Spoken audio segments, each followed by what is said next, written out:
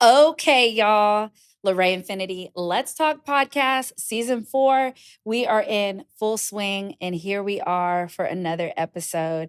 I want to thank everybody who has been rocking with us since Season 1, and now we're in Season 4. We have upped the ante. We have a full blown out studio. You can see me. I still can't see you. And the audio has gotten so much better. So I want to shout out the LaRae Infinity Let's Talk podcast team. And I'm so excited about my guest today. So I'm going to have her introduce herself and then we're going to jump right in. All right. Hello. My name is Tiffany McCullough. I am 43 years old. My zodiac sign is Leo. And today I greet you with gratitude and transparency. And you are listening to LaRae Infinity Let's Talk, podcast season 4, The Dynamics of Women. Whoop, whoop, whoop. Okay, the dynamics of women. So, Tiffany, I had to talk about how we met because, we were prepping because, we're here in the Esperson building in downtown Houston and got this little lovely green room and everything. And while we were prepping for the show, we were talking about how we met. And how the universe just brings people together. And it happens over and over again. And it's usually through my podcast, which I love because when we talk about telling these unapologetic stories, the way we want to tell them, it comes from this idea that often, you're the CEO, you got married and da-da-da. We don't want to hear anything else. It needs to be buttoned up. And as like we progress as society and as humans, we're letting the false narrative go and talking about real stuff. Just like Michelle Obama gets heat for talking about she didn't like Barack for a while, and mothers that are like, I don't like my kids sometimes. I love them, but I don't like them. Or the active father that's like, fuck those kids, right? All that kind of stuff. So the universe took us all the way to Tennessee. Yes, which is my home, but yeah. Okay, it's your home. Yeah. See, we met in your hometown, home city, home state. So Nashville, Tennessee for the WBE National Conference. And we met over a lunch brunch. I think it was breakfast and it turned into brunch and then slid into lunch. Right. And we didn't get an opportunity to talk, but you were like, hey, come find me later. And we found each other, we connected. And what I really appreciate about you is I feel like sometimes people say yes without thinking it through or say yes just in the moment. And I was like, you should be on my podcast. And you looked at me and you paused and then you go, yeah. Okay, yeah, let's do it. And we exchanged numbers and then here we are.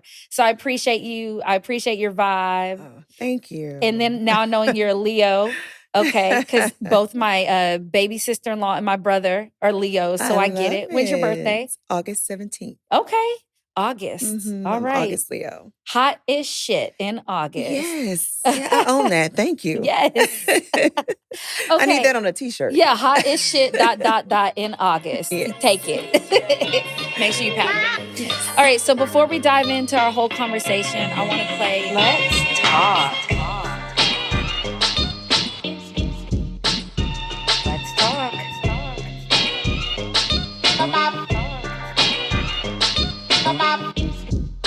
Let's talk. Let's talk. Hey, y'all. I just want to give you the heads up. There is definitely cursing, adult content, and there will be triggers in this episode as we look at and celebrate the journeys and the walks of women.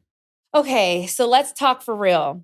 Because when we think about women and the things we go through and our transformational processes in our journey, this podcast has been created to focus on all women from all walks of life, right? Yeah. And how we grow and navigate the world that we're living in and to tell like our often untold story. Yeah. The story in the gaps, the story that really turned us to the thing, the cry moment that got you to the next thing that you are. And the rise of woman is this culmination of loss and growth and triumph and inspiration and fabulous failure. And I'm excited to sit down and have this girlfriend conversation with you over some wine and water. Yes. Water. Okay, so let's just dive in, and I wanna know where you grew up, who you are, your family dynamics as you've been coming up, because I know it's Tennessee. Right. Right. So I grew up in Franklin, Tennessee. Mhm, So that's a very small, well, now not quite as small as it used to be, but a small town America in the South. So it's probably about 15, 20 minutes south of Nashville. mhm. It's a very affluent area, even though I did not grow up affluent. It actually exposed me to wealth at a very young age, very close knit community. I grew up with a strong sense of family. I was raised predominantly by my mother Mhm. and lived with my grandmother the majority of my life, my maternal grandmother. So I grew up an only child. I'm my mother's only child. So yeah, I am a Wow. little spoiled, a little Okay. bit, a little bit. I used to tell my cousins all the time, I'm grandma's favorite. Of course, they don't wanna think so, but I was. Grew up with a strong sense of, service to community, Mm. in my family and, faith. Definitely a church girl. I'm a preacher's kid too. You're a PK. I'm a PK. Wow. Yes, and the stories and the myths are true. What they say about us. Sometimes we are the most mischievous, but, yes, my mom's, an ordained elder, so man, I grew up in a home where my grandmother, she used to play, gosh, she played piano for God over 60 years. And Wow. so I grew up in a house with like gospel music. And, my mom was a Sunday school teacher and, all of these things. So gosh, in high school, I ran track, I cheered, I did, debate club, Model UN, and, was an honor student, all of these things. But the upbringing, it had some of its, some challenges. Yeah. My parents got divorced when I was 4. So I was very young then, don't remember a whole lot of that. But, um, my dad wasn't heavily involved Mhm. in my life. And then, of course, that shaped some of the decisions that were not so great. That you ended up making. That I ended up making. And I know we're going to put a pin in that and get to some of those later. Yeah, we're gonna put a Uh-huh. pin because Uh-huh. I wanna go back to this PK thing So it's first. about to get Oh, real, yep. and it's fine. I'm goofy, so Oh, everything goes. Everything goes. But let's go back to this PK thing because when we think about it, yes. I always think about all the people I know. There's a lot of PK kids. Let's just be clear about that, especially in the Black community. So I'm like, if everybody's about Mhm. Jesus, XYZ. But Mhm. what was your PK talent that your mother made you perform at the church? Because it's drums, it's singing. What was it? Ooh. So I had to direct the youth choir. I knew it. I had to direct the youth choir. She made me lead a couple of songs. I've had to teach a couple of Sunday school classes. So wherever she could make me fill in. That was you. Yeah, uh-huh. So you can sing. No, no, ma'am. You can hold a note. I can hold it too. And I that's can what hold it it too. is. So I say no, but like it really isn't my thing. I did come from a family that could sing, but yeah, I guess I just didn't cultivate that talent. But the directing part, yes, I could do. The Yeah, yeah. Right, that right. ooh, I always used to practice that because I was in choir because I can hold a note as well. And Really? between the hours of whatever for the 15 minutes that I'm in the shower, baby lay. Uh-huh. 'Cause I'm telling you and in the morning when I'm driving, Oh I don't know, the acoustics yeah. in the car Oh make all of this yeah. possible.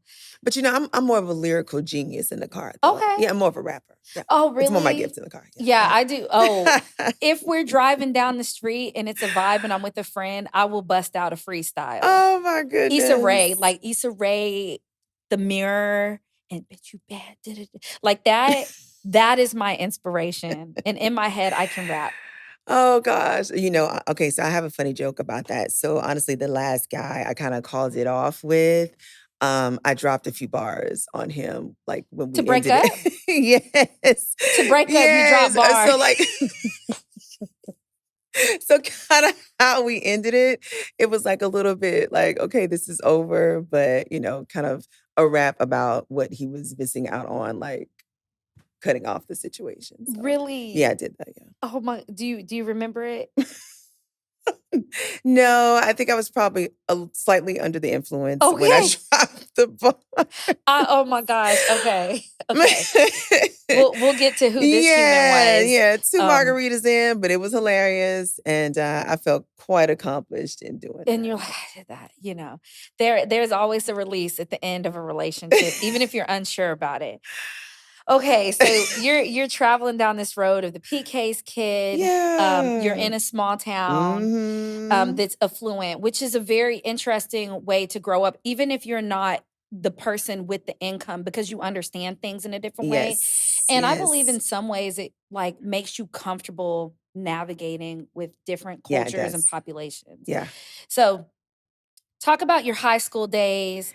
Talk Yeah. about how that was. Did you go to a what was the demographics of the school? Oh, wow. So the makeup just of the community and the school was predominantly white. I Okay. would say we were probably 70-30. Um, I was one of the few Black girls in most of my honors Mhm. classes. Myself and two of my friends were the first to join an all white sorority and Interesting. cotillion. So I was part of Oh, that, yeah, in high school as well. So I really didn't experience a lot of racism or discrimination until I left for college, really? Yeah. Yeah. Mm. So it was like this small kind of protected Bubble. space. Yeah. So, some of my friends in Nashville that, had been exposed to, discrimination or bias, you know, I could not necessarily relate Yeah. to what they had dealt with because that's just not What was what I grew there? up with, right? So I would say I was very, very privileged, and then also I have to give my mom credit, a lot of credit, at a young age. She was grooming me for my career later on, right? So, Wow. like putting me in public speaking competitions. And my mom, being single, a lot of times she would take me back to the office with her. Or when I became old enough, she would take me to business networking events, right? So, that's how I learned how to properly eat at a business Yeah, yeah, dinner, yeah. how to network. So, she used to make me read public or current events, right? Ooh. And then she would take me to an event with her and say, "Hey, okay, I'm going to leave you on your own, and I want you to make conversation with two or three people that you don't know."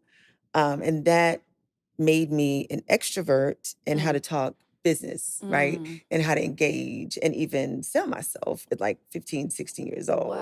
So Wow. yeah, I started doing that as a teen because she felt like I had this personality where I could sell and I was a people person Mhm. because she nicknamed me really early as Snake Charmer.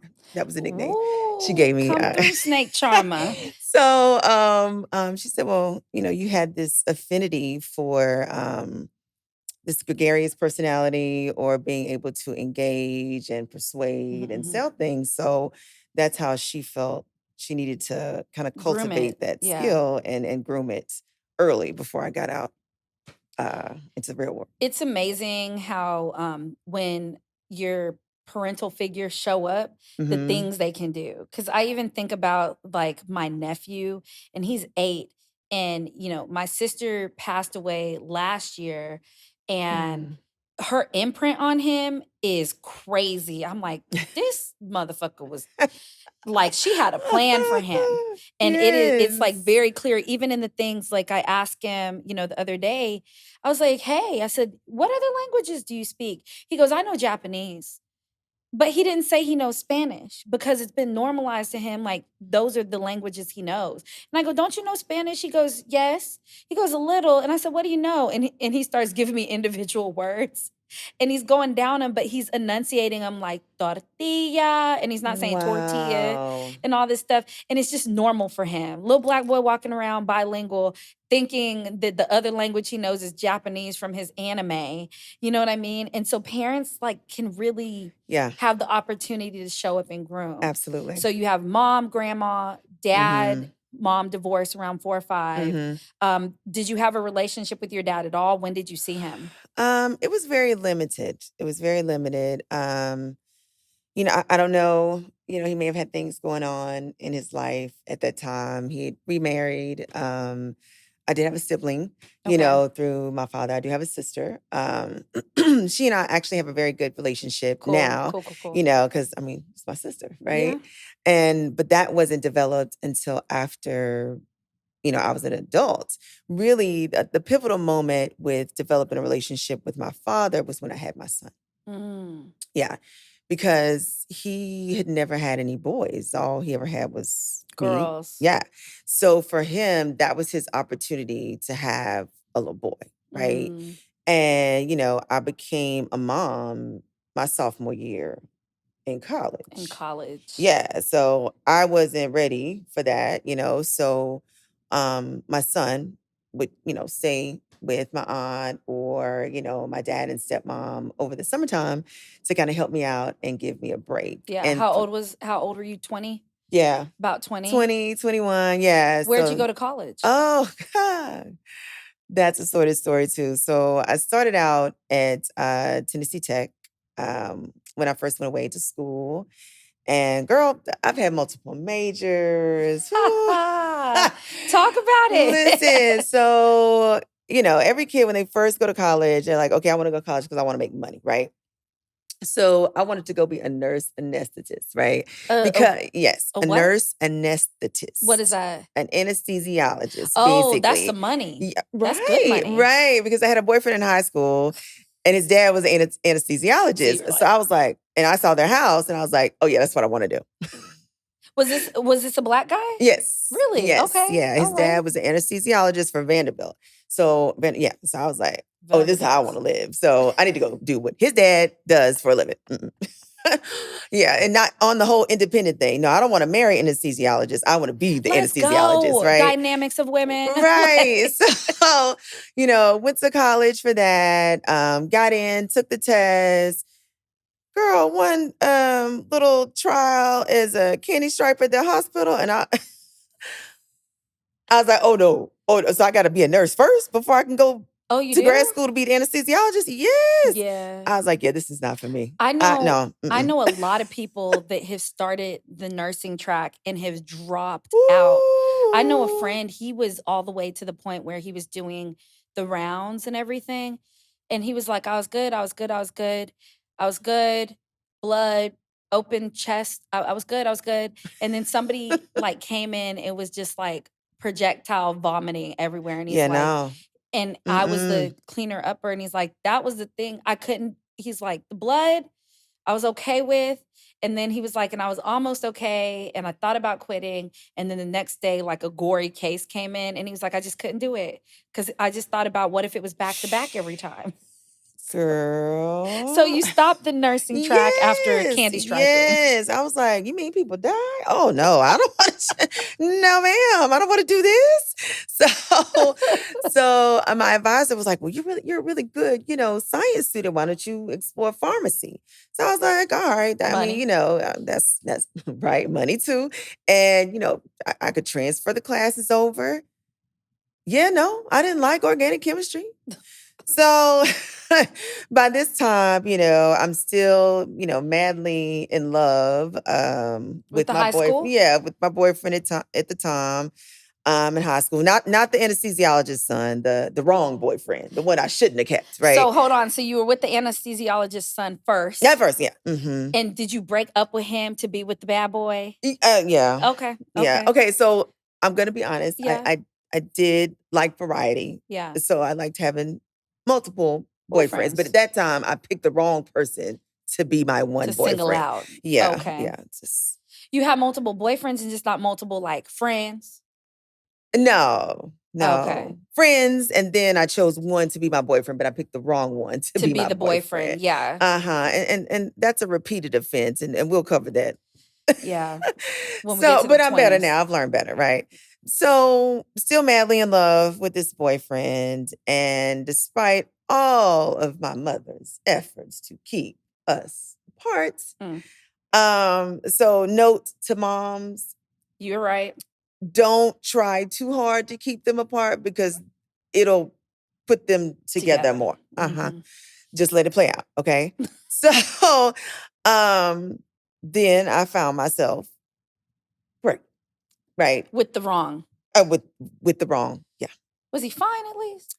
He was, but at that time I was into like bad boys because that was the polar opposite Of what you were? of my experience. Like church girl, straight A student, can't make mistakes, your whole family's like goody two shoes. And here he was over here, But you said you accurately are a PK, and that's what Yeah, PKs do along with yeah. all the rest of us. He was a street apothecary, the whole the whole nine. You get what I'm saying, Yeah, right? absolutely. So, found myself, pregnant, and I was like, oh, shit, what am I gonna do?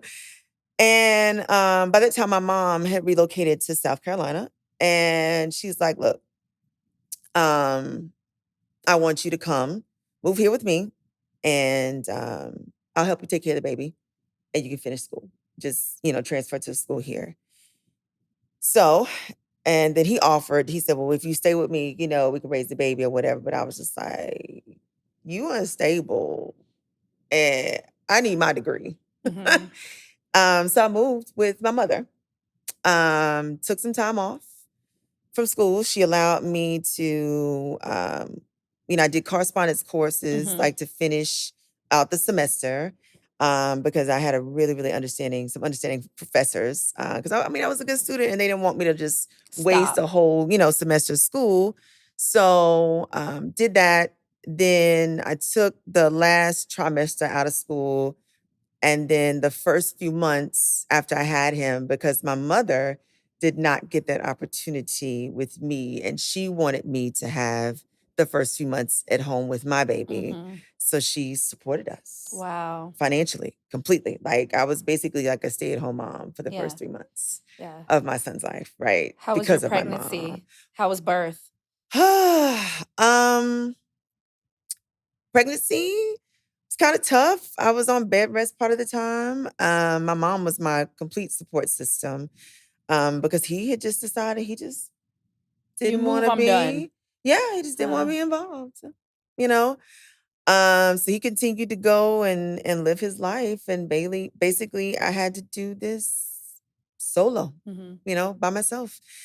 So I went back to school and finished with my kid, but there was a whole lot in between that, Mhm. because it's difficult, being a single mom. There were times that I had food stamps. Yep. There were times where I was on Section 8 Mhm. to get an apartment. There were times where I worked two part-time jobs. I remember one summer semester, I went to class in the morning. I worked a part-time job at the call center at, well, now Wells Fargo. It used to be Wachovia at that time. So yeah, Wachovia! I forgot. Okay, yeah, Wachovia. the call center. And then I would go home for a few hours. And then in the evening, I worked the evening shift at McDonald's. And I was doing that plus the assistance I was getting from the government to make ends Meat. meet. And this is after you moved out of your mom's house? Mhm. Okay. Were you Mhm. still in the Mhm. same town as her? Yeah, I was still at that time I was living in Columbia, South Carolina. So Okay. that by that time I moved to South Carolina, had gotten back in school, and she only made me do that for a small stint of time because she felt that I needed to get a little taste of struggle so I knew how to hustle. Man, Yeah. that's some real shit, and So I knew how to hustle. I think that's what my parents did to me at one point because, like, I was an asshole because, like, I'm the middle child. I very much like it was one of those things like between my sister, me, and my brother. That was the order. Mhm. My sister was the oldest. I'm the middle. My brother was the youngest, and we used to play because my brother was like my dad's my mom's best friend. And no, my sister was Mm. my mom's best friend, my brother was my dad's best friend. So when my dad passed, everybody like fleed to my mom, right? Like we're all like, what Yeah. up, motherfucker? Right? But Yeah. my parents were my best friend, proxy through my dad. But my sister and brother used to be like, oh, because you're the favorite. Because I'm the favorite.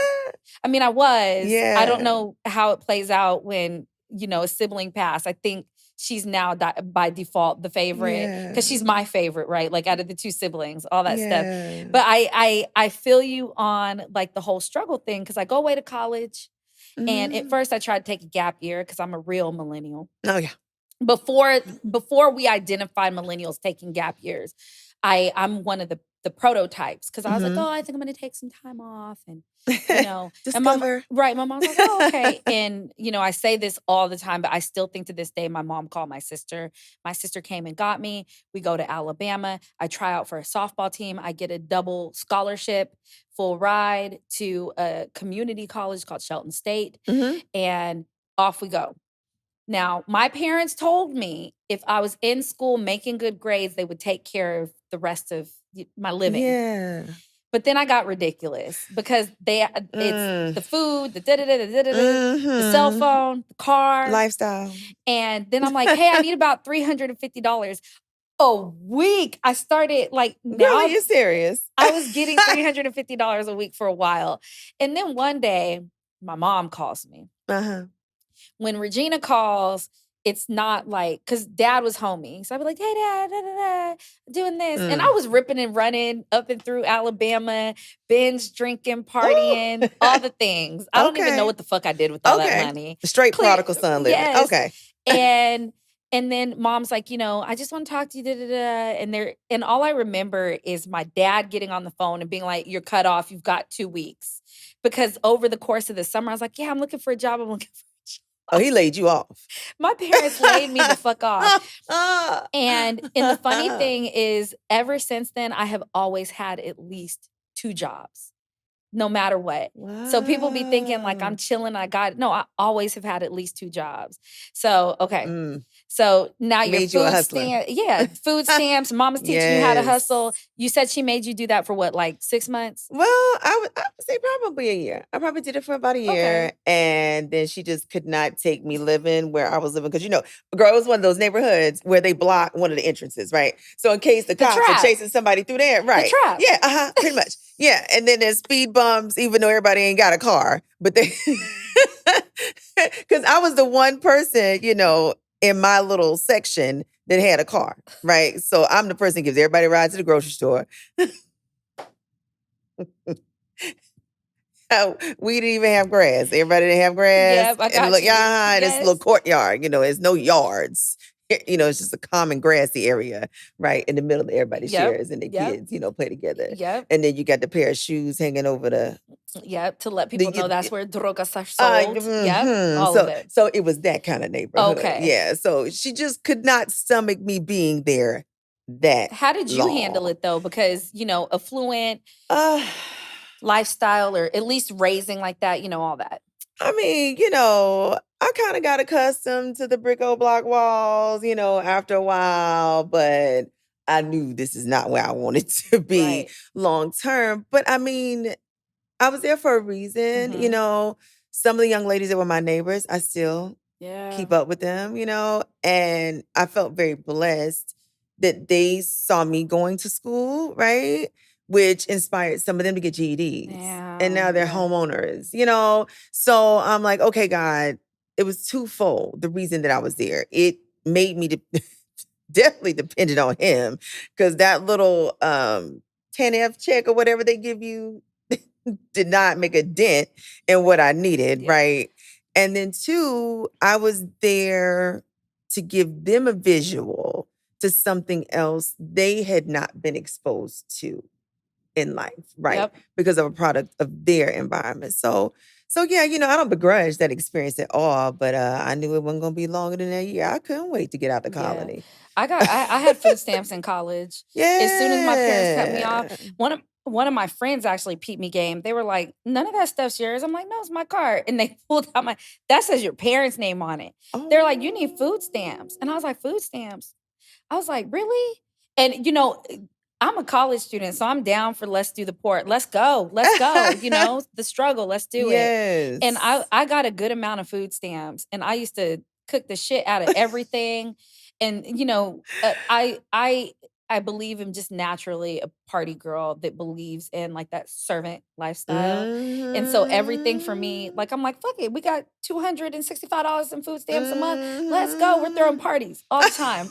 Dinner parties, right? Mm. Dinner parties. Um, She said dinner parties on I the would food in college, stamp. I would have straight up dinner parties. Oh my I really gosh. would. You know what? I've never heard it explained like that. Most of the Yeah. people I knew just had cookouts, but you having I dinner had dinner part. parties. Well, my sister was at the time Oh when she was in God. undergrad, she used to have these parties called vagina monologues. And she would Really? invite over her girlfriends. Yeah. And they would talk about women stuff. And I Mhm. don't know exactly what they did. Hell, I guess I need to ask her best friend Lacey. But I think that's where I Yeah. got it from. And then when I was in apartments, when I first moved to college, we would have family dinners because Mhm. the girls that I was in the fourplex with or whatever, they, Mhm. all Southern, and they had locals that would come over and we'd all have family dinners. So Yeah. that just became a normalization. Mhm. Okay. So what happened the year after? Did your mom approach you? Did Shoot, you break down? she didn't make me renew that lease. Wow. I got to move back in with her, which was nice, much more pleasant. Back to the burbs, got to get, back to the drywall. No more brick or block walls, no more raking the dirt. We had grass again. So, kind of did that really until about the time I was ready to, graduate. But I knew that I needed, a better job, right? Mhm. So I had little odds and ends. I worked in the accounting office on campus and then had an internship with United Way, that served me pretty well. But my best job in college was with Diane Sumter. Oh. She was a spicy, spicy black lady that owned her own business. Mhm. So that's where I first got exposed to WBEs, Black Women Ah. Owned Enterprises. Um, and she first exposed me also on how to write RFPs for government contracts. Yes. And I had no idea when I got that position working for her that it would become full circle to what I'm doing Now. now, Wow, wow, right? wow. Okay. So she gave me exposure not just to that, but she started taking me to political events with her too, like fundraisers, and from that I got to work like mayors conventions, and I got to know James Clyburn, at the Mm. time. So just that exposure, because my mother worked with her as well. She ran the Minority Business Development Center in South Carolina. So I learned so much about small businesses, minority owned firms, and everything. But at the time, I still did not know that that's what I wanted to do. And you didn't know you No, were learning this stuff, but you yeah, didn't know that that was the yeah, stuff. yeah. I was just like, Interesting. oh, this is just a nice job. This is really cool. I'm learning for this really nice black lady, Yeah. that makes a lot of money. Then and she's, mentoring me, right? She's spicy. Yeah, and she's spicy. I like it. She drives a red Jag. So but I didn't see it as a career at the time. So, I get out of college, and at that time the economy wasn't the greatest. So I taught school for a little bit when I What first year got did you graduate out. college? Ooh, girl, you'll be able to count back. 2003. I already told my age. So yeah, I 2003 is was when I like, got out. we I know. already here. I 2003. know, Okay, I know. yeah. Yeah, '03. So that's when I got out of college. So um, I took a job teaching business classes at a career center in rural South Carolina. So Ooh, Newberry, okay. South Carolina, pretty country. And they were some of the sweetest kids, some of the sweetest kids um, to work with. And I remember I taught business law, accounting, and finance because my degree is in business, right? With the That's where you concentration. landed? Yeah, yeah, Okay, that girl. got That's you. where I landed because I was like, I got a baby, I got to get out of school. What's your concentration? Finance. Yeah, Oh, yeah, because yeah. you like I'm a numbers. numbers person. Yeah. Ooh. No, let me rephrase it. I like money. Okay. You see, do you hear this recurring theme? Yes, money, Uh-huh. money, I like money. money. Yeah. So So I taught that, and these kids, a lot of them had never left their hometown. They Mhm. never left their hometown. So some of the field trips that I would plan, I would intentionally take them outside of Newberry. And at the time, my cousin played for the Panthers, Mhm. right? Up in Charlotte, the Carolina Panthers. So I'd taken them to the Panther Stadium, Mhm. let them meet the business staff, behind the scenes tour. And you would have thought that I had given these kids like a million bucks, but But you it's, did. yeah, You did. and it's because they had never left their hometown, but I mean, I did that for a little while, but of course, that salary at the time, I was like, I can't pay these student loans and take care of my kid on. Girl, I was probably making $26,000 a You can't do year. it. I'm like, yeah, I couldn't do it. So that's also the time I met my husband at, at that time. Yeah. What age are Yeah. you at this point? Oh, girl, when I was teaching, I was 23, So you're 23. 23. You're doing all of the I always find it interesting, and I was hoping it changed during COVID when people realize how fucking bad their kids are, Woo, um, woo. or just how much pressure it is to work with children and Mhm, give them mhm, space to learn and to mhm. explore. I was hoping, pay would go up because, all of my degrees are in education, Oh, all of them, and I left education because I was making more money mhm, and it half a quarter of the time, maybe one third the time. And I was having more fun with the autonomy of the no bureaucracy bullshit. So I find that very yeah. interesting. So you're making under $30,000, but you're taking these kids on trips that, Mhm, I mean, I'm sure if we found some of these kids, their worlds have been changed by you, right? mm. Some of them I still keep in touch with. Mm. Yeah, I love that. yeah. Some of my students too, I'm like, "Ooh, okay, I still wanna knock you out for that one, but Mhm, all good." mhm. So, you're doing that, Yeah. you change I careers. changed careers, and then I'm dating my boyfriend at the time that eventually became my husband. Then I transitioned to a job that is more related to my degree. So I go to work for the Internal Revenue Service. I work for the U.S. Treasury. You're the police? Yeah, girl, I'm the people. I work for the The folks, folks. right? The So man. I become a revenue officer Okay. in the small business and self-employed division. Wow.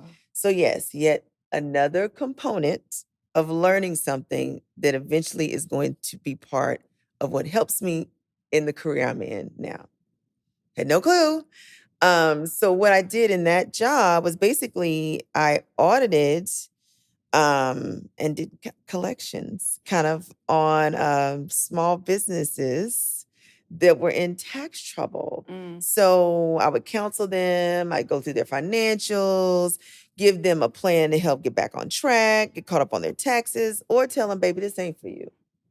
like this is You a yeah, hobby. this ain't for you. Mm, You need to go ahead and shut it down. This is you've mortgaged your house, you clean out all your accounts. Maybe you need to pivot and just let this go, mm. right? But a lot of things I had to do sucked, girl. Like levying people's bank accounts. I used to have to show up like a day before payday because I knew that account was full. Oh, Like, yeah, it was you know what I horrible. call those jobs? Because one of my roommates in, Oh, Austin had one. I call it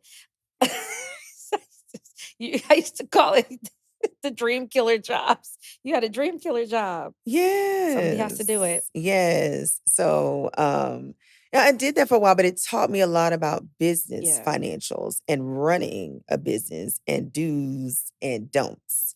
So so in the middle of that time, I got married. Mhm.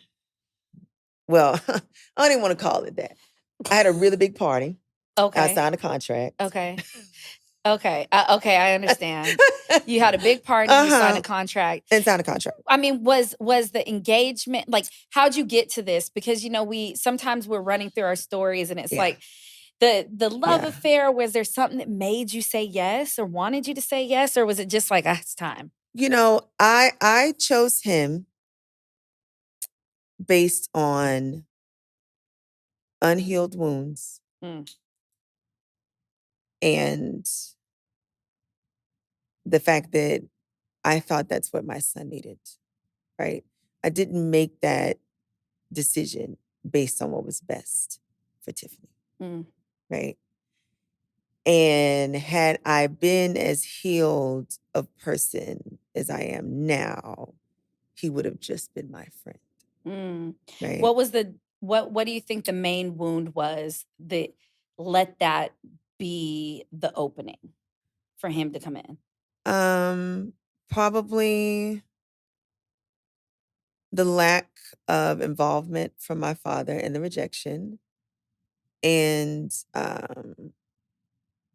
sexual abuse as a child. Mhm. Yeah. Those two components. Just Absolutely. kept that avenue and door open. Absolutely. Mm. Those unhealed wounds because you it always impacts your self-esteem, Yep. right?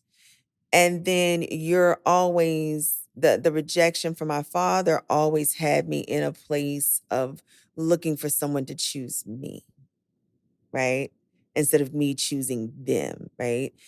And I was just so happy at the time that this man wanted to marry me and he wanted to father my son, right? Especially after the rejection from my son's Father. biological father, Mm. right? So I went into the relationship um, under, for the wrong reasons. Now, was he a saint or the right guy? Absolutely not. But I own the part of, sis, you should have chosen from a healed place, Mm. right? Chosen from a healed place. Yes. And Huh. that's why, even now in my decision-making processes, whether it's career or personal or even a large purchase, I don't make decisions if I'm not in a good state emotionally. I love that you say that, and I appreciate it on another level because even I have a sexual partner, and people Mhm. laugh. They're like, "A sexual partner? Why isn't that your boyfriend? Or why aren't y'all together?" And I'm like, "Well, Oh, one, girl.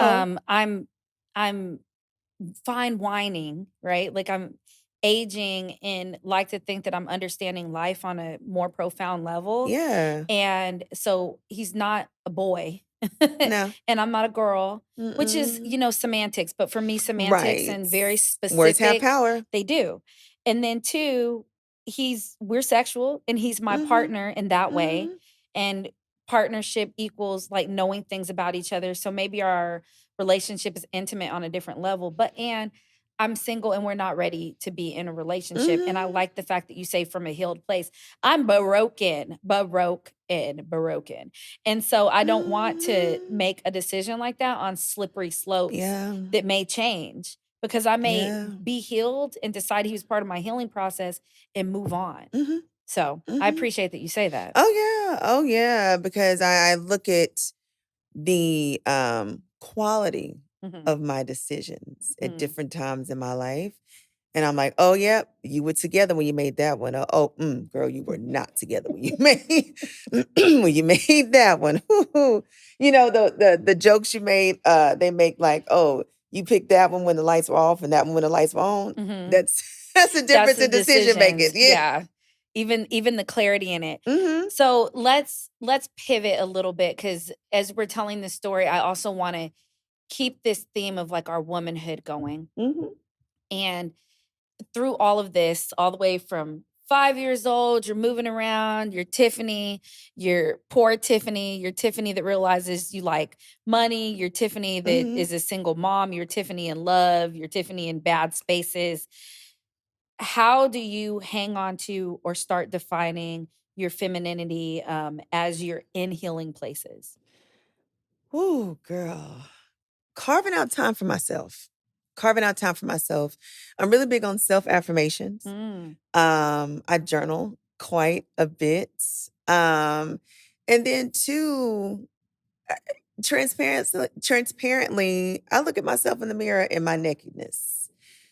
Being a person that has dealt with abuse and spent a mint on counseling. Trust me, counseling is necessary. And I Yeah. tell people I have no shame in the fact that I've, battled depression, Yeah. in the past. So I'm a big proponent that sometimes you need prayer, prescriptions, and counseling too, Not just right? pray away No, and not just no, popping a pill. no, you need Yeah. all three. You Yeah. need all three, but just making sure that every chance that I get, I'm doing something that's good for me. That's Yeah. good for me. And then what makes me feel good about myself? What makes me feel pretty? What makes me feel gorgeous? What makes me feel soft? What Right? does? Yeah. Oh, girl. Oh, I love getting dressed up, hair, nails. I love being pampered. Mm. I'm a person that loves luxury. So I can be a little extra sometimes. I like the finer things. Sometimes I'll just go to a hotel and treat myself to a room and a spa day, massages, pedicures. If it's top shelf, I want it. That's just me. And then sometimes just allowing myself to take help. Mhm. Mm. I used to not be that way. I used to be this, oh, you got to be strong, you got to be this, you got to be that. And sometimes I'm just like, you know what? Just be soft and let them do it. I recall I was sneaker shopping. I'm a sneakerhead too. I'm sneakers and stilettos. Okay. Yep.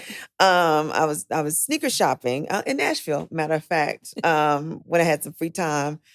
And this gentleman that was helping me in the store, he just picked up my bags and started following me around the store carrying my bags. And I was like, oh, I like this, but that's me just operating in my femininity, letting Mhm. myself be soft. So I would say that's how I continue to embrace that because, excuse my French, but sometimes I have to be a bitch at work. I really can't even think of another way Yeah. to explain how I have to be Yeah. sometimes. Because we all know in corporate America, You men have to will give sometimes run very over you. lasered. Uh-huh. Lasered and Uh-huh. lasered it has to be. Yes. Girl, there's been times where I've put on my shades and put my purse on my shoulder and just got up in the middle of a meeting. You're talking, but I'm done listening. Yeah. Yeah. Well, you know what? I appreciate you freeing the word bitch, right? But I also say that it's accurate, right? Like sometimes you Mhm. have to be very accurate. Mhm. And I love that you talk about some of your femininity is just letting somebody else do, even men, Mhm. because I don't Yes. think it's ever been a challenge for me because my dad was really big on, son will go open the door and everything. But my dad also raised three feminists. And I think the longer that I'm single or have lived by myself, and my mom told me a long Mhm. time ago, she's like, be careful because you always need to have some type of roommate so that you're not Mm. stuck when it's time or if it's time, right? Like you want to make Mm. sure that you're somebody that's not so stuck in your ways and has no curvature and everything. Yeah. And even being like all my friends, a lot of my really close friends up until I moved to Houston in 2019 have been males, gay, straight, Yeah. married, single, all of it. Yeah. And I don't mind letting anybody do anything. I have to see a level of work ethic, loyalty, or trust, or that you know me enough to know that, like, I don't care if you order my meals. I really don't. But don't try to order things that you think that I want versus just, or that I need Ooh, you versus don't what get I to want. choose for me. Right. I don't mind somebody opening the door, but it's Mhm. also like, and I actually love men opening doors for me, right? But there's Mhm. the other side of it. So I like that you say that's part of your femininity because it's part of mine too. Because I'll be like, I'll lift the box. But and sometimes I really do have it. And I Yeah. respect a man that's like sometimes behind me, like, does she have it? I'm gonna let her do it. But Right. I'm here. So that's Mm-mm. good. No. Okay. Oh, yeah, and sometimes using my voice. Oh, the singing Yes. voice? Oh, no, I don't use it to sing, but I change it up. Look, women, please understand well, the flexion in your voice can get a lot of Power. things. Mhm. Yes.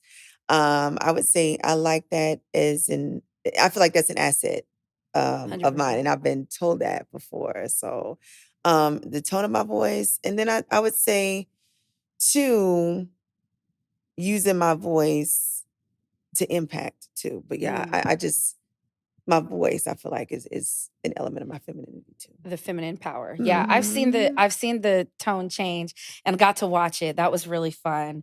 And we'll get there in a second. So you marry, you with this man that you picked from a place of hurt, because he's going to be a father and he picked you. Mhm. So where do you go from there? And you got a new job, right? Woo, girl. Yeah. Yeah. Yeah. So then, things really get tense in the relationship because the power dynamic shifts a little bit. Because then I get this job, because I go from teaching and then I go from, to this job with the treasury. So now I make more money than he does. Okay. So, and then I'm traveling a lot. And he's not happy about that. So things get worse and worse in the Mm, marriage. I'm super stressed out. Um, really takes an emotional toll. I get really sick with an autoimmune disease. mm. It's called lichen planus. It's very rare. Lichen planus? Lichen planus, Okay. yes. It actually affects your skin. And I broke out really, really bad with it. And they were about to treat me with it with a medication, but I found out I was pregnant with my daughter. So, so I got all this stress going on, crappy marriage going on, and then, oh, okay, now I'm pregnant again, right? But my daughter was a blessing because since it was an autoimmune disease, pregnancy actually Fixes slows it. down your immune system. Mm, So she reversed, getting pregnant with her reversed the attack mm, on my body from the illness. So she was an unexpected blessing that healed what was going mm. on I have a theory in the that when I get system. pregnant and I breastfeed, Mm-hmm. I'm a flat stomach. It's just a theory. But I've seen like my sister Anna that was on the show. You could tell she's still breastfeeding. Like I know breastfeeders, and I'm like, "God damn, Yeah. y'all stay hot." But Mm-hmm. okay, so It pregnancy does, reversed your yes. autoimmune. Yes, yes. So reverse my autoimmune. And then of course, I have my daughter and everything. Marriage still doesn't improve. Um, so then I get another job, because I'm tired of, what I was Traveling. doing with the treasury and everything. And I get a job with the energy company in South Carolina in procurement. So this is where it first started to begin to shift to the procurement supply diversity space, right? Do pretty well there.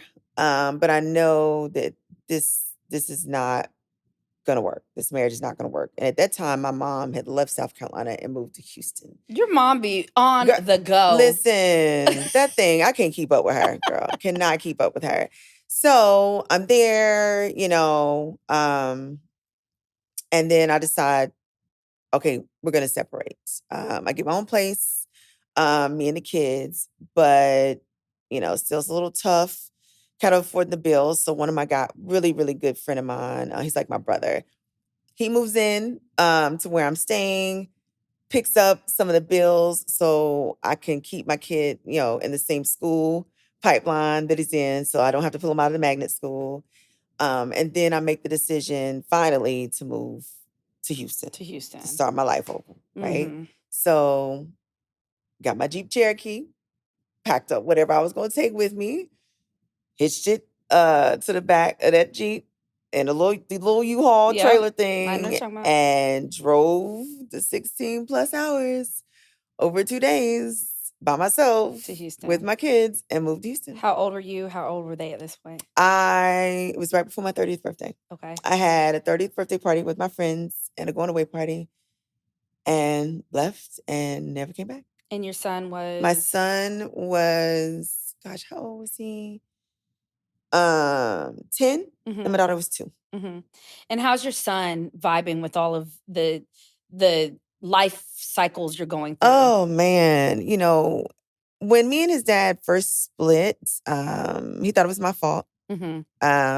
Because he felt like I was taking away his father figure, right? So he went through a lot. my daughter was too young to kind of even understand what was going on. So, I had to put my son in counseling Yeah. when we moved here, and everything to help him through that transition. He had some behavior problems in school, kind of struggled with that. But ultimately, a few years after I moved to Houston, my ex-husband moved here. To Houston. So Mhm. everybody just moved. Everybody moves to Houston. Everybody moves to Texas, damn it. I don't Yes, know one person doesn't yes. have kinfolk in Texas. Girl, yes. So, I moved here, kind of like start life over, completely over. Didn't have a job, nothing. I was like substitute teaching, working retail at Ross of the Christmas time. So when I tell you start over, You just started started over. over. Such a Leo move. Yeah, but you know what? In life, sometimes you just got to spin the block. Just okay, I'm gonna try this again. So, kind of got going, career off the ground. Had to rebuild my credit, like the whole nine. Because a divorce can kind of do your finances crazy too. So, um, and then worked for a while and was kind of getting screwed in that job because I got a job as a buyer and they weren't paying me what I was worth, And they told right? you commission. Did they say commission? No, Oh, no. okay. It I was wasn't like, never trust a job that no. does Oh, no, no, no, commission. no, no, no. It wasn't commission, but then from I got the job at right. So I got a category manager role. And that's when I started to kind of morph into the supply diversity space too, Mhm. right? So with that, I kind of started making decent money. And then they said, well, hey, Tiffany, we kind of need some volunteers, for the supply diversity space. Would you be willing to do that? And I'm like, oh, okay, that sounds interesting. I'd like to try that. Okay. So then I start volunteering, and everything. And I'm starting to like it, right? So I decided to go get certified, get my supply chain certification in supply diversity and my supply chain certification in, supply chain management and everything. Okay. I'm doing all these big projects, but no promotions. Mm. Okay. So, they want to retain me.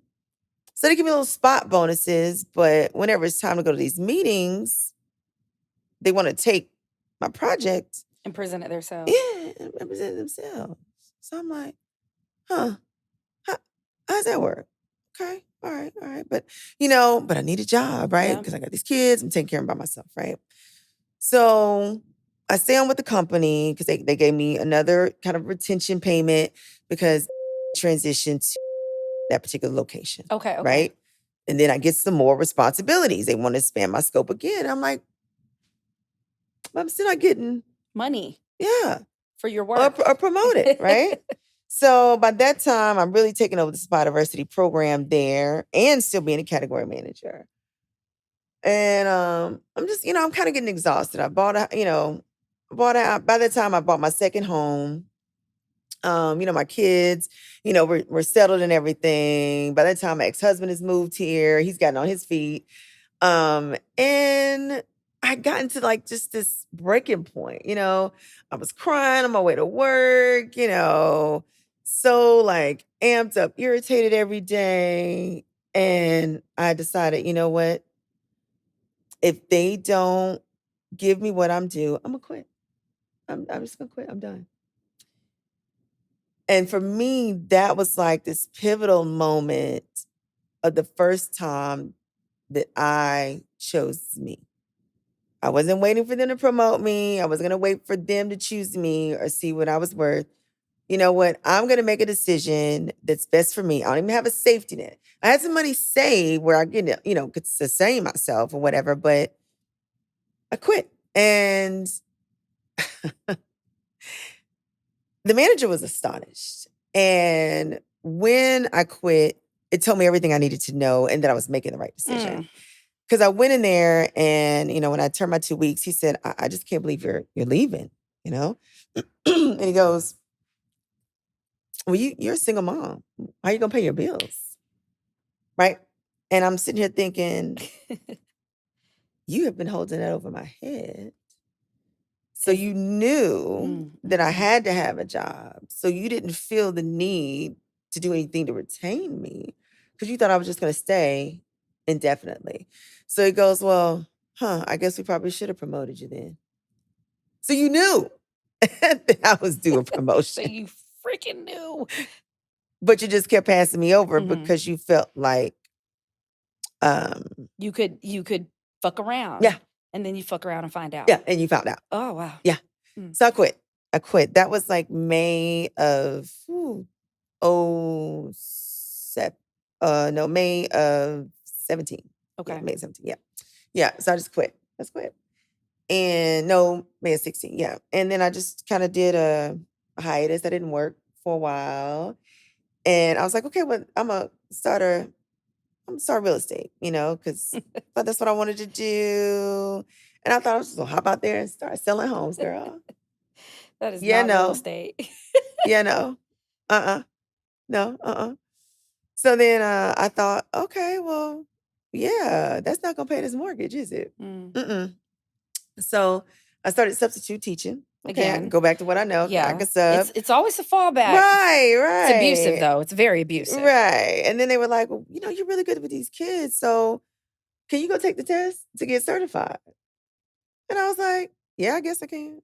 So I did, and I went into working in SPED. So I taught SPED while I was on this corporate hiatus. Mm. And that taught me a lot about another population. I worked with a lot of autistic kids, dyslexia, kids with dyslexia, sheltered instruction, so ESL students. And I feel like there's been pockets of my journey the whole way that exposed me to or taught me empathy Mhm. for some group that I would ultimately advocate for at some point in my career. So I hear you say that, and I Mhm. also hear you talk about when you were younger, you were in dance, Mhm. and then talk about part of your femininity is standing Mhm. in the mirror naked. So how do Yes. you feel about your body and yourself, like right now in real time? Girl, I love it. Ooh, yes. Yes. Listen, at the gym, I walk by the mirror and I'm like, damn, girl. But I haven't always felt like that. I have not always felt like that. Mm. And it really used to be a love-hate relationship, and then, even from the abuse, sometimes I wanted to hide my body because, I felt like maybe it was a source for people to, damage or come after me or to victimize me. Mhm. But like, I really embrace all of it. Yeah, girl, I got saddlebags, I got stretch marks, but like, I love it. I do everything I possibly can to take care of it. I got regimens, I stay at the gym. No, I am not skinny. And yes, I probably weighed this pregnant with my first kid, what I weigh now. Yeah. But I probably love my body more than I ever Yeah. have. And I think it's one of those things, well, shit, I know. It's like it's a battle and it's a challenge to accept, love, because I think Mhm. acceptance is a tolerance thing and it can go away, or it's again that tolerance. Mhm. But I too stand in the mirror or I'll walk by it and I'm like, okay, I see so what we're working with. Right. And I always tell people I don't even think I don't love my body, right? But I love attributes of my body. Mhm. I love the capabilities of my body. And also, I'm like, this is my here and now. So it'll look Yeah. extraordinarily great in clothes and out of clothes, in the Yes. scope of who I am. Mhm. Yes. Yeah. So you're in a place where you love your body. Okay, so Mhm. the kids, they tell you to get a certification, all of these kind Yeah. of things. And in the midst of this, you said your ex-husband is living here in the city. And I love this question. It's my favorite question over 4 seasons. Would you rather be crazy, crazy rich, money, not like Mm. feelings and shit, money, money, money, or would you rather be deeply in love with a person? Ooh, that's a hard one. I really don't wanna choose. Mm. And I'm gonna say that because where I've also come to the place in life with is I refuse to settle. Mhm. I deserve everything that I desire, and I'm not gonna settle. So I want both. That's fair. Right, I want both. I think I'd probably get the most reward from the love, The most reward from the love. though. Mhm. What would you get from the money? Ah! I would finally get to do what the Lord showed me with real estate, opposed to what I tried to do and failed at the first time. What the Lord show Mhm. you. Affordable housing. Affordable housing. Mm. Yeah, Great yeah. affordable housing. Yes, to Section 8 develop. gone bougie. Right. Yeah, that's Mm. actually what I wrote my grad capstone project on. Interesting. Uh-huh. So you should look into the smart housing models in Mhm. Austin, Texas. Do you know about them? No, but I need to look into them. Smart housing, and I'm glad to talk to you about it. Yeah. I am a smart housing recipient in Austin, and I Really? lived in downtown for Wow. several years. It was awesome. Oh, It was awesome. okay.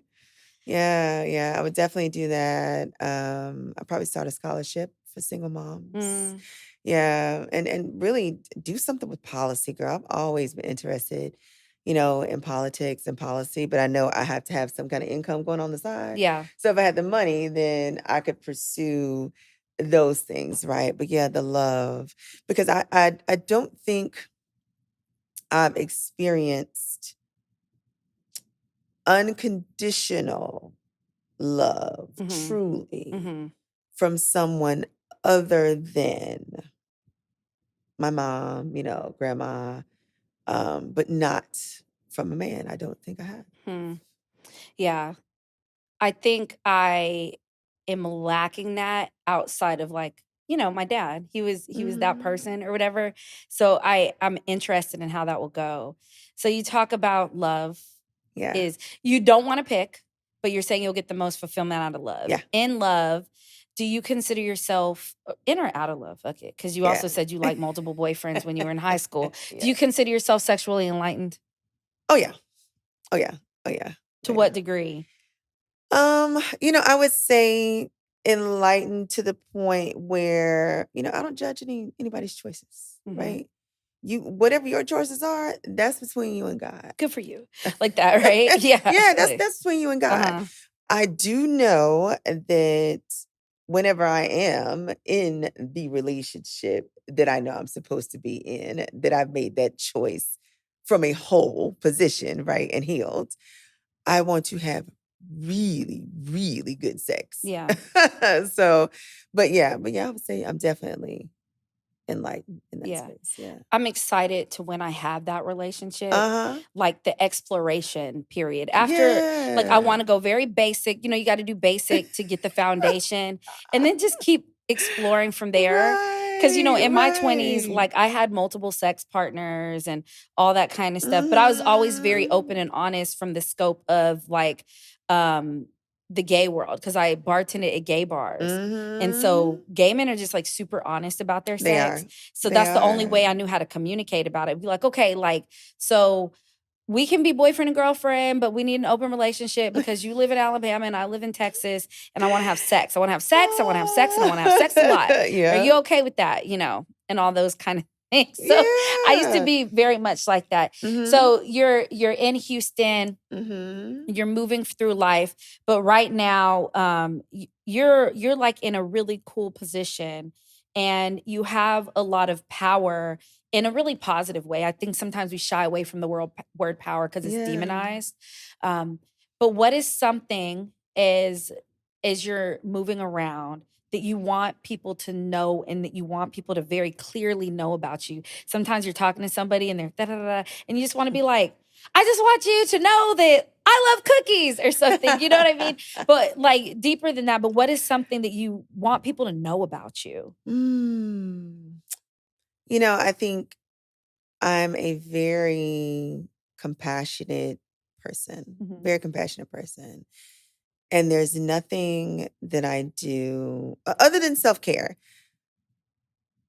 Most of the moves that I've made in my career or programs I've launched or policies that I've written, I've always done it from a space of what broad scope of people can I help by doing Mhm. this, right?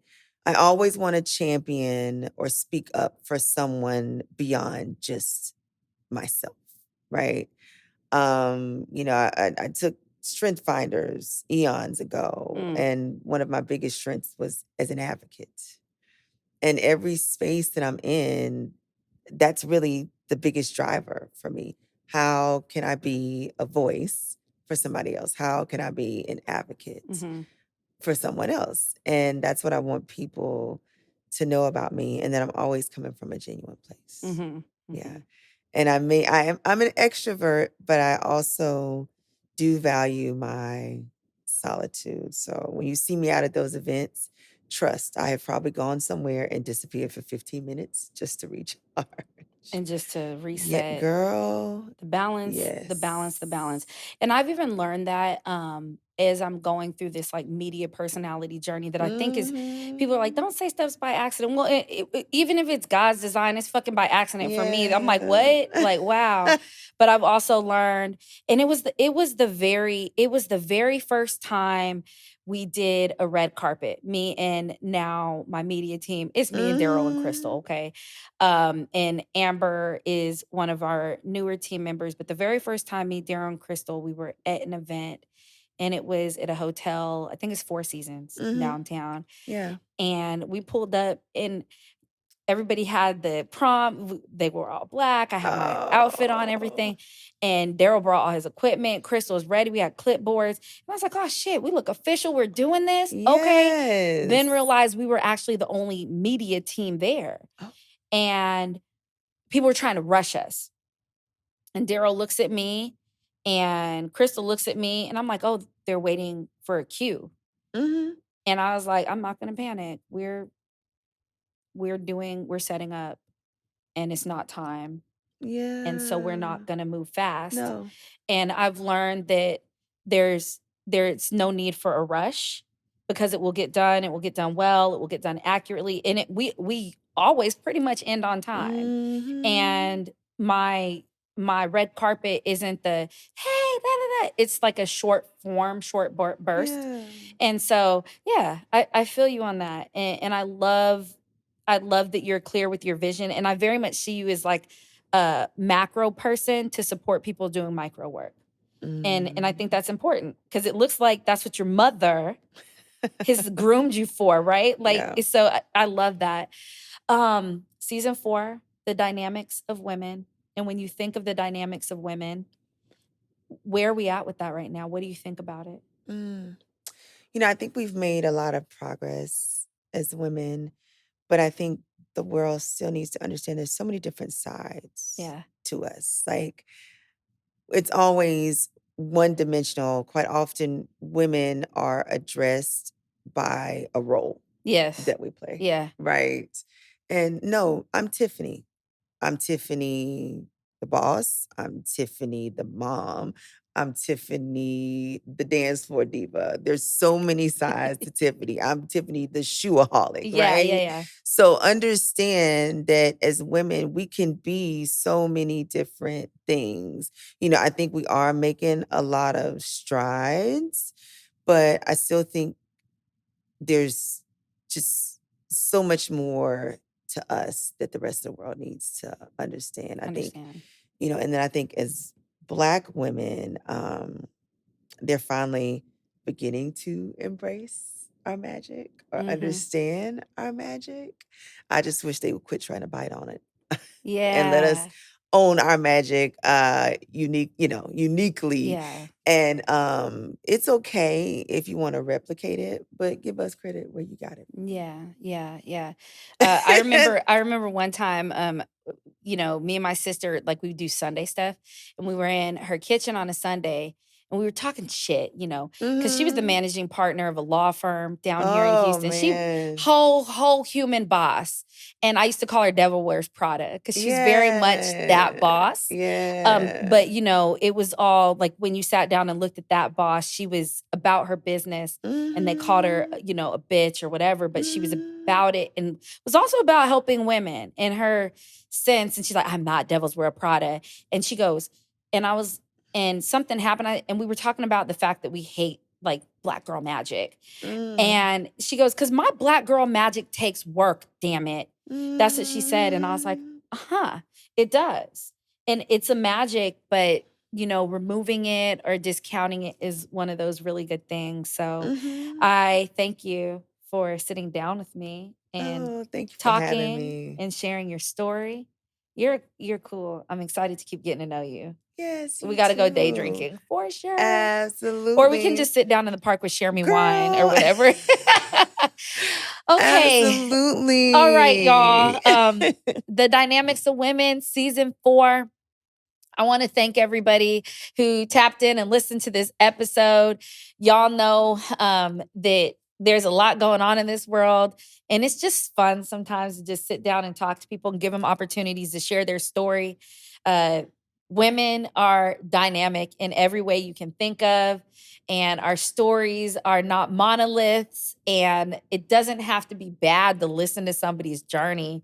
It may be just different, and it may be something that can be uncomfortable, but I think the more that we're able to have these conversations and normalize them, it becomes just a reality that helps move the world forward. Like you were talking about, like there's Yeah. more to know about us. So we need to know the baseline of where we start.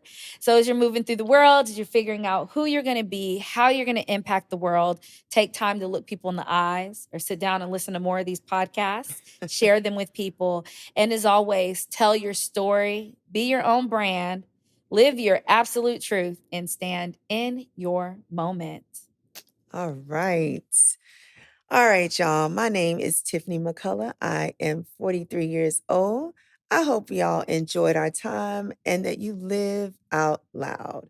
You just listened to my story as I continue to live on purpose, live my truth, and stand in my moment on the LaRae Infinity Let's Talk podcast, season 4, The Dynamics of Women.